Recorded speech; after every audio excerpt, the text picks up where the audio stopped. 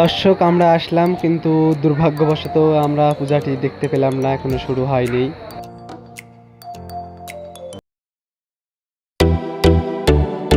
আজকের ভিডিওটা টাইটেল এবং থাম্বনেল দেখে বুঝে গেছেন, আজকে দুর্গাপুজো 2025 ব্লগ।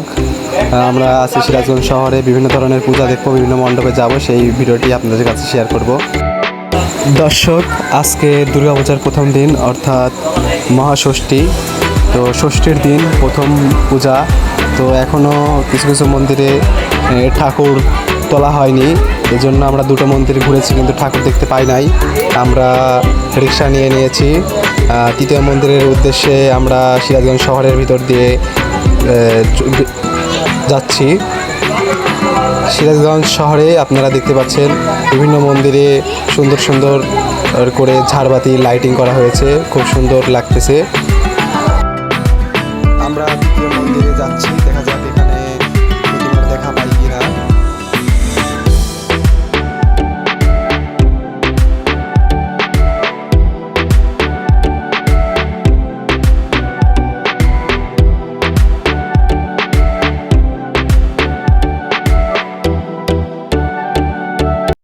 দর্শক, আমরা চতুর্থ মন্দিরে গিয়েছিলাম কিন্তু ঠাকুর দেখতে পারি নাই, কারণ সেখানে ঠাকুর মাত্র আসনে তোলা হচ্ছে, এরপর পুজো হবে, তারপরে আমরা সেখানে ঠাকুর দেখতে পাবো। এখন তৃতীয় মণ্ডপে চলে এসেছে, কিন্তু আসলে দুর্ভাগ্যবশত মণ্ডপে এসেছে কিন্তু ঠাকুর নেই। কারণ আমরা হয়তো ঠাকুরের আগেই আমরা মণ্ডপে চলে এসেছি। এটার কারণ হলো গিয়ে যে আজকে ষষ্ঠী, আজকে রাত থেকে মূলত পূজাটা শুরু হবে। অনেক মণ্ডপে এখনো ঠাকুর এসে নেই। আমাদের দ্বিতীয় মণ্ডপে সিরাজগঞ্জে বড় বাজার, সেখানে এখনো ঠাকুর আসেনি। আমরা কালকে আবার পূজা দেখবো। দর্শক, এখন আমরা সিরাজগঞ্জের মুজিব সড়ক দিয়ে হাঁটছি পরবর্তী মণ্ডপের উদ্দেশ্যে। দেখা যাক পরবর্তী মণ্ডপে আমরা ঠাকুর দেখতে পাই কিনা। খুব সুন্দর করে লাইটিং করা হয়েছে, পুরো শহরটাকে দেখতে খুব ভালো লাগছে। অবস্থান করছি চতুর্থ মণ্ডপে। আসলে চতুর্থ মণ্ডপে এসে ভালো লাগছে, ঠাকুরটা দেখলাম। অনেক মণ্ডপ আমরা ঘুরে দেখেছি, কিন্তু অনেক মণ্ডপ আমরা ঘুরে দেখেছি কিন্তু আসলে ঠাকুরের দেখা পাইনি, কারণ আজকে ষষ্ঠী ঠাকুর তোলা হয়নি। অনেক সুন্দর লাগলো এবং সিরাজগঞ্জে আরও মন্দির আমরা আপনাদের সাথে শেয়ার করবো।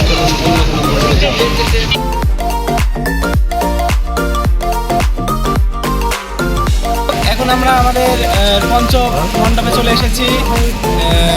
এটা হলো সিরাজগঞ্জ স্টেডিয়ামের কাছে একটি মণ্ডপ। আসলে আমরা প্রথম এবং তৃতীয় মণ্ডপের ভিডিও আপনাদের দেখাতে পারি না, চতুর্থ মণ্ডপের ভিডিওটা দেখাইছি, কারণ দুই তিনটা মণ্ডপের ভিডিও করা হয়নি, মন মানসিকতা ছিল না।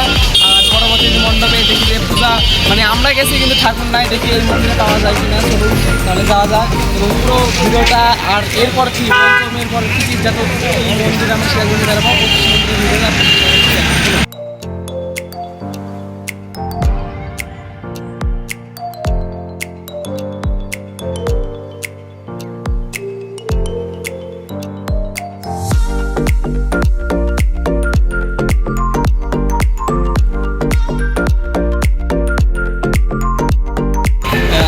আসলে পূজাটা আসছে, মন্দিরও দেখছি, ঠাকুরও দেখছি, কিন্তু আসলে পূজাটা কিন্তু শুরু হয়নি। আজকে রাত্রে শুরু হবে। পঞ্চমণ্ডপের পরে আমরা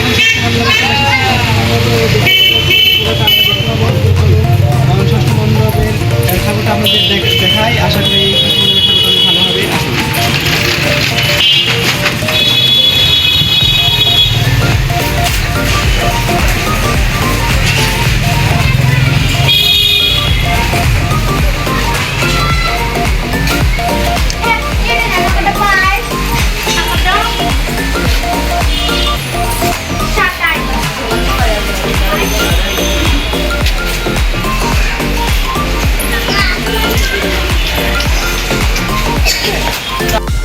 দর্শক, আমরা পুজো দেখতে দেখতে সিরাজগঞ্জের অন্যতম একটি জায়গা বড়পুলের কাছে চলে এসেছি।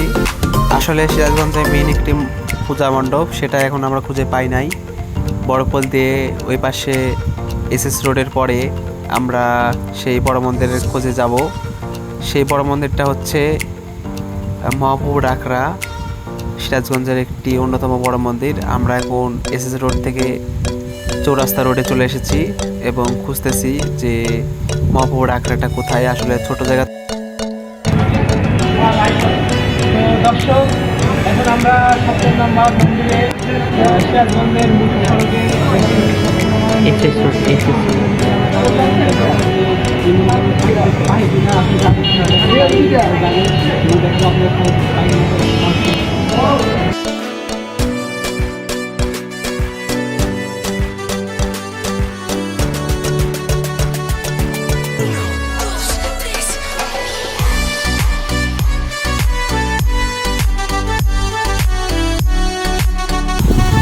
দর্শক, এই মন্দিরেও আমরা ঠাকুরটি দেখতে পেলাম না। আসলে আজকে ষষ্ঠীর দিন, আজকে রাত থেকে পুজোটা শুরু, সেজন্য অনেক মন্দিরে এখন পর্যন্ত ঠাকুর মণ্ডপে তোলা হয়নি। দর্শক, অবশেষে আমরা সেই ঐতিহ্যবাহী জেলা কেন্দ্রীয় মন্দির মহাপ্রভুর আখড়া মুজিব সড়কে পেয়ে গেছি। সেই মন্দিরের ভিতরে আমরা ঢুকবো এবং পূজাটি দেখব। আসলে এখানেই সিরাজগঞ্জের সবচেয়ে বড় পূজাটি হয়, মহাপ্রভুর আখড়া জেলা কেন্দ্রীয় মন্দির। এই মন্দিরটাই আমরা এতক্ষণ পর্যন্ত খুঁজছিলাম। দেখতেই পাচ্ছেন অনেক সুন্দর একটি প্রতিমা, খুব ভালো লাগলো।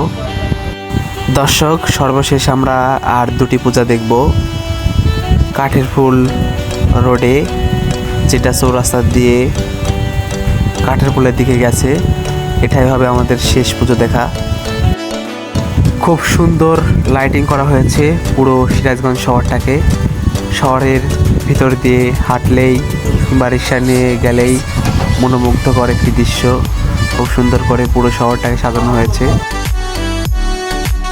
আমাদের সর্বশেষ 10 নম্বর মন্দিরে আমরা এখন অবস্থান করছি। তো 10 নম্বর মন্দিরে এসে দেখলাম ঠাকুরকে তোলা হয়নি। তো আজকের ভিডিও, ষষ্ঠীর ভিডিও, আমরা মূলত 10টি মন্দিরে গেছি। 10টি মন্দিরে দেখছি। তো আজকের ভিডিও এই পর্যন্ত শেষ পর্যন্ত দেখলে এই পর্যন্ত আমরা যে কটা পাচ্ছি সে কটা ঘুরছি।